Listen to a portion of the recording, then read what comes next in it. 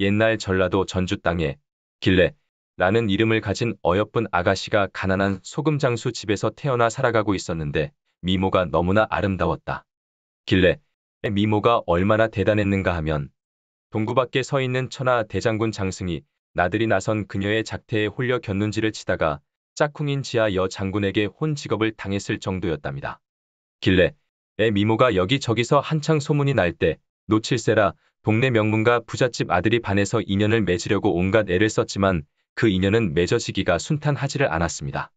길래의 아버지는 백정에다 천하에 산 것으로 취급받는 소금 장수에다 골인전 한 푼 없는 가난뱅이였기 때문이었습니다. 당시엔 양반과 상민의 차별이 너무나 엄격해서 위계 질서를 무너뜨리는 혼사를 국법으로 막던 시대였던지라 상사병을 앓은 아들을 차마 몰라라 할 수 없어서 국법을 몰래 어기고 막상 결혼을 시키긴 했지만 시부모들이 며느리 보는 눈과 대하는 태도는 얼음장처럼 차가웠습니다. 그뿐 아니라 아들은 과거 준비 핑계로 사랑방에 독선생 붙여 가두다시피 해놓고 미운 털 박힌 며느리는 안채에서 감시하기 쉬운 행랑에 처박아 두고는 종 부리듯 혹독한 시집살이를 시키는 것이었습니다. 그래도 길래는 참고 견뎠습니다. 시댁에서 결혼을 반대한 이상 당연히 감수해야 할 시집살이라 여기고 온갖 시달림을 달게 받아들였습니다. 그나마 다행인 것은 신랑의 변함없는 사랑이었습니다. 가끔 독선생의 삼엄한 눈길을 피해 사랑채를 빠져나온 남편은 몰라보게 야윈 길래의 볼을 떨리는 손길로 어루만지며 반드시 과거의 급제에서 한양에서 편히 살게 해주겠노라 굳게 다짐했습니다. 그럴 때마다 가슴속 깊은 곳에서 뜨거운 눈물이 용솟음쳐 올라왔지만 길래는 피나도록 입술을 깨물며 그 슬픔을 꾹 눌러 참은 채 아무 걱정 마시고 공부에만 전념하세요 하고 오히려 남편을 다독여 사랑채로 되돌려 보내곤 했습니다. 길래가 시부모로부터 고된 시집살이를 하고 있다는 소식은 성박 친정에까지 전해졌다. 이런 소식을 들은 친정 부모는 애지중지 키운 무남동녀 외동딸을 부잣집 양반 댁으로 시집 보낸 뒤 마음 편할 날이 없었다. 그러던 어느 날 국리 끝에 우리가 가난하게 산다고 하지만 사돈댁 내외 분을 우리 집으로 한번 초대해 바깥 사돈이 좋아하는 홍주로 식사 한번 대접해 봅시다. 소금 장수의 말을 들은 아내가 심란한 표정으로 남편의 얼굴을 돌아보았다. 무슨 대접을 얼마나 해야 길래의 시집살이가 달라질까요? 공연히 사돈댁의 비웃음이나 사지 않을까 걱정되네요. 그러자 남편이 사람이 할 수 있는 일을 다하고서 하늘의 뜻을 기다린다는 진인사 대천명이란 말이 있지 않소. 되든 안 되든 결과는 하늘에 맡기고 이렇게 해봅시다.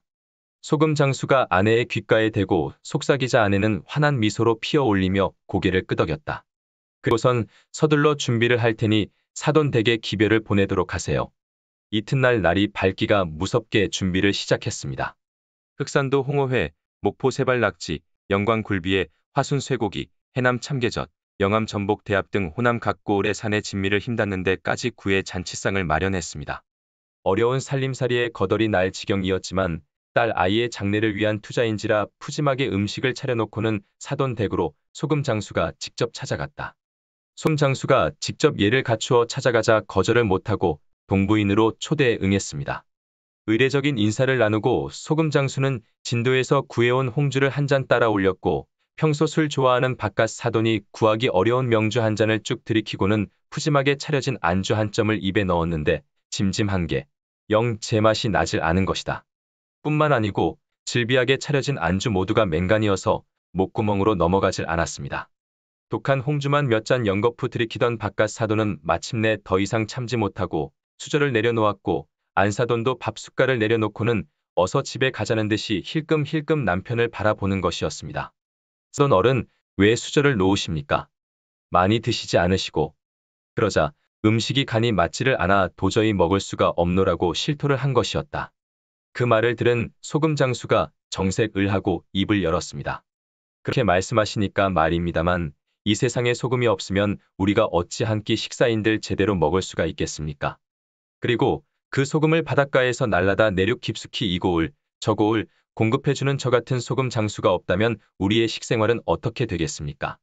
기왕의 사돈 지간으로 소중한 인연을 맺은 사이니 소금 장수라고 업신여기지 마시고 설령 우리 딸 아이에게 허물이 있더라도 가르쳐 고쳐주시고 귀엽게 봐주시면 그 은혜는 잊지 않겠습니다. 술잔을 만지작거리며 말을 듣고 있던 바깥사돈. 벌떡 일어나더니 무릎을 꿇었습니다.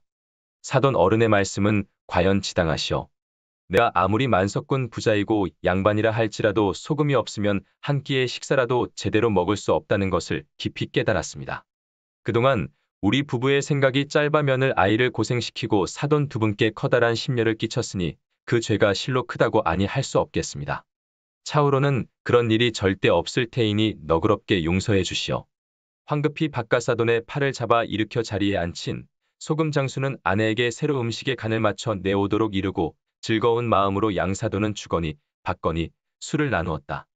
소금 장수 부부의 지혜와 사돈 내외의 의연한 깨달음으로 양반과 상민의 깊었던 차별이 순식간에 사라졌고 그동안의 큰 변화로 사위와 아들의 장원급제와 그리고 첫 손자라는 멋진 선물을 두 집안에 안겨주었습니다.